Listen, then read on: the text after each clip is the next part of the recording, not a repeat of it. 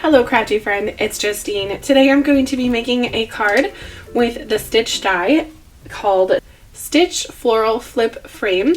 Say that 5 times fast, I dare you. Anyway, I'm going to be making a card with that, and I'm also going to be using the new paper colors that came out from Spellbinders. So I have them in the packs here. You can see here is a Velvet Rose.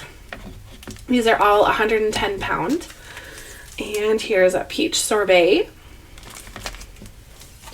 Here's a Sun-Kissed, very bright yellow.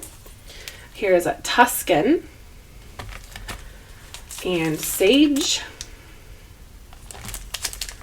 And there's also Fog. These are some of the new colors. I think there's also a blue. I don't remember what that one is called. I'm not using Fog on this one, but I'm using all the other colors that I mentioned before. I might use Fog for my sentiment now that I think about it, but we'll just kind of see where things go regarding the sentiment. For this die, it is really all about the stitching. Now, if you are interested in how I stitch, I am going to be stitching this little flower here and just giving a tiny bit of some tips and tricks, and also doing this one. Because this shape is very similar to the way that this one would be stitched, I'm not going to be stitching this style of flower but on camera, but it's very similar to this one.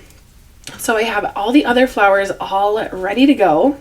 So just to start off, I think I'm going to assemble my card as best as I can without these two pieces, and then I will stitch and add those on at the very end. So I guess I need a card base. Let's start with that. This Velvet Rose paper is just very pretty. It's like it says Velvet Rose. It's like a soft pinky rose color. It's so pretty.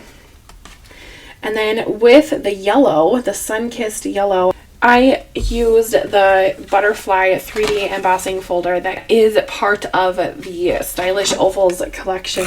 So it has a lot of dimension in the background. It has a lot of dimension from the stitched elements. So all around, there's a lot of dimension on this card. So just in case you don't know, this is an A2 size card, which means it is 4 1/4 by 5 1/2. And this piece is going to be 4 inches by 5 1/4. I don't know why it took me a second there, but anyway. Basically, that just makes a nice border going around this piece, like that. And then the flipped floral frame, I die cut out 2 times, like this. So it's going to go right like that on my card base. So I'm actually going to put those down now, and I'm going to use a little bit of liquid glue to glue those on. And of course I'm using Barely Art liquid glue because that is my glue of choice. Alright, just get all the little pieces, and then I'll do the same to the top. That gives a really pretty framed look, but just wait until the stitched elements are on. It just looks even better. Now I made all of the large flower pieces in this kind of Velvet Rose paper, so that matches the back, and I'm actually going to just offset that from the green background so it's not perfectly placed on there, because I want the green to show behind this stitched piece. So instead of putting it perfectly down like this, I guess I should move my finger like that, I'm going to just turn it just ever so slightly, like so. If you're brand new to stitching and have fallen into the deep end of the stitching world and you're interested in watching more videos, I do have a whole playlist on my channel called Stitching on Cards, where I show all of the stitching that I've ever stitched is on YouTube. They're all in one playlist, so we can make some stitch cards together. You just have to turn it on and watch.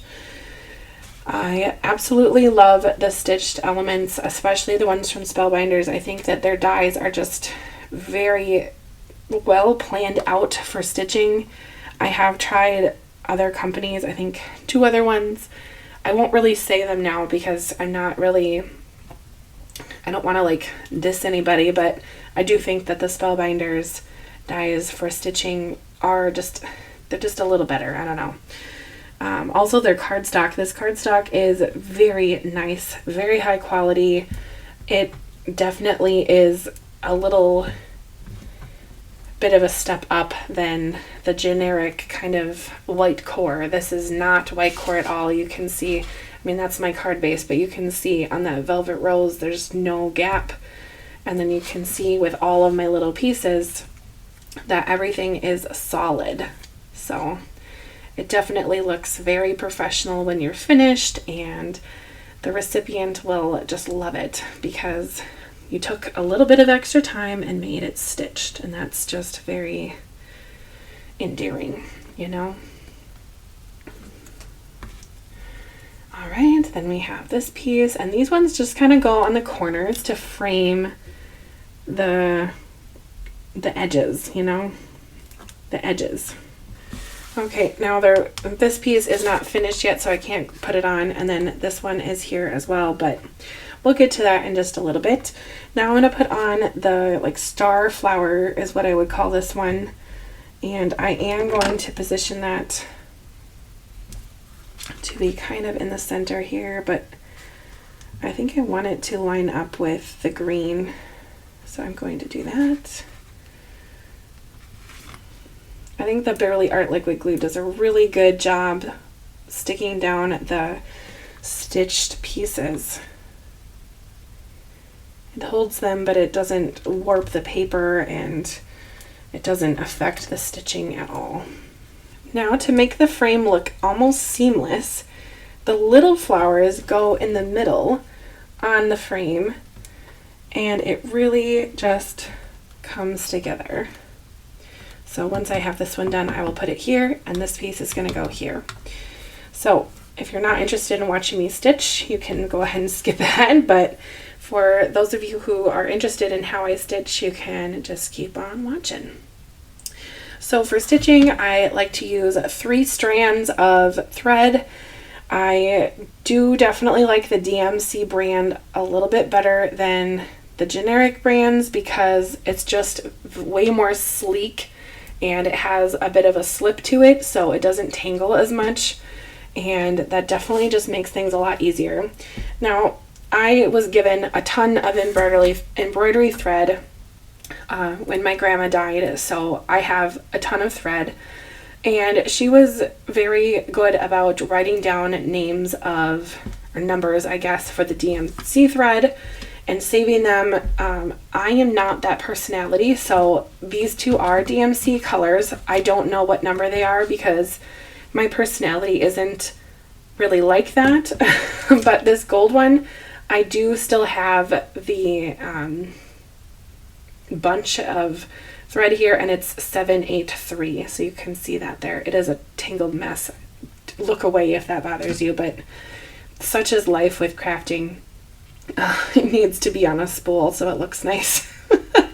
But anyway, so I split the thread into 3 sections. It's a 6 thread strand, and then I work with just 3.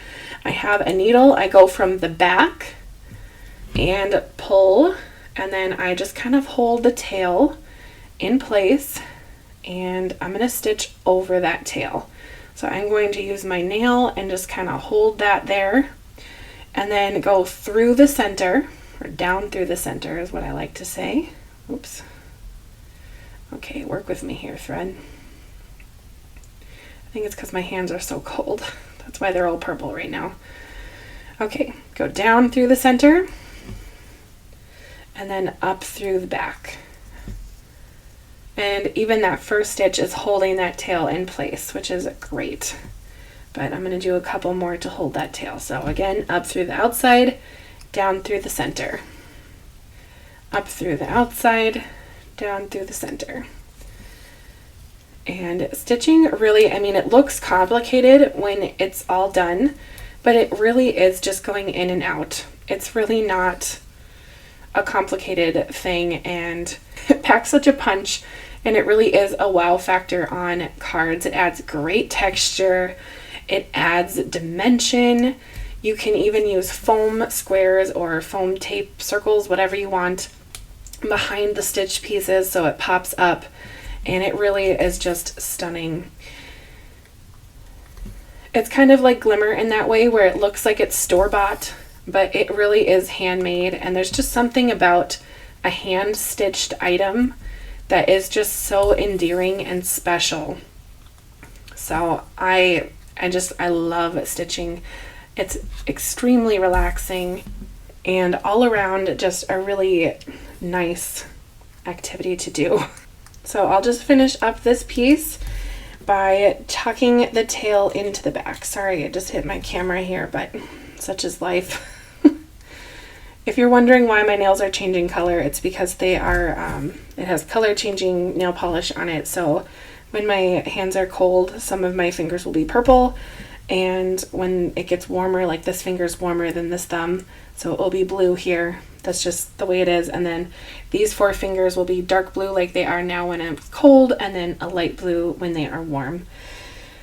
I know, it's kind of extra, but anyway, I'm going to just tuck the end in like that just by fishing it through, kind of going in different directions in the back a couple times, really not making it too complicated. And then giving it a little snip. And that's it. That's my little flower. I can just go ahead and glue it right on to my card. It looks complicated, but it really is simple. So if you haven't tried stitching, this would be kind of a nice, easy die to start with, because it's just flowers, and you can go ahead and die cut these flowers and use them for other projects and just have these flowers be kind of the embellishment, or you can have them be kind of the star of the show. And on this card, they're definitely the star of the show. Now I'll just show you how I split thread. I am going kind of against the natural weave of this thread, just going opposite, and you can tell that the thread is looking straighter now. At least I hope so. And then I just kind of separate it using my nail and just get 3 on one side, 3 on the other, like that. I take one piece in one hand, one in the other, and I typically like to have it hang where the tail can easily go around itself, because right now you can see it's already starting to kind of bunch, but I like to kind of hold it in the air so it doesn't do that. But this is an awfully short piece of thread. It's just for this little piece. And then, ta-da, it's all separated. Ta-da. Sounds way better than the last time I said ta-da on YouTube with my really raspy, recovering from allergies voice / cold. I don't even know what that was. I don't know. Anyway. Okay, now with this die, oops, I forgot to poke out all the little holes. You can either do this with your needle like this, or you can use your tool-in-one. We're going to use the tool-in-one because ain't nobody got time to poke everything out. I'm going to hold it down with this. And it's probably kind of loud on camera. So if the sound got very quiet, that's why. Anyway, you can see that there's little holes going around this whole piece, and then there's one bigger hole. That is going to act like the center of these flowers did. So I'm going to start going on the back again, up through the back, or up through the outside. And I'm going to hold the tail like I did before. Hopefully it works a little better than the last time I had to hold the tail. Right about there. Holding. Flipping. Then I'm going to go down the center. I'm going to call this one the center for this whole piece. Up through the outside. Down through the center, up through the outside, down through the center, up through the outside, down through the center, and basically it makes 3 petals on this one, as you can see on the other corners. Oh, and I'm doing the wrong thread. Oh, I'm so glad I looked down. Okay, pause. Okay, hang on. We will fix that. I don't know why right here it is turning cold. Do you see that? Is it like a stress crack or something? All the other ones are freezing. Maybe because of the light being right here, it's warming up. Oh no. I don't know. I am so distracted with my nail polish sometimes. Anyway, Shout out to my amazing nail technician. Her name is Stephanie. She is fabulous. She's so creative. She just designs all of my nails. So if you're like, wow, she does cards and nails, no, I do not. I wish, because that would be kind of cost effective, I guess. But I love going to Stephanie because she is extremely creative and she just always knows what to do. Plus, they last for so long. They last for like a month. I typically go once a month, and even at that point, they're outgrown, but they're not broken and chipped, so it's just wonderful. Anywho, enough about the nails. I finished this first petal here, as you can see. Now I'm going to the middle one, and again, I'm just going down the center, up through the back. And I am now hoping that this thread is long enough for this whole piece. Hopefully it will be fine. Story of my life. Hopefully it will be fine. I think I say that to myself more than I'd like to admit.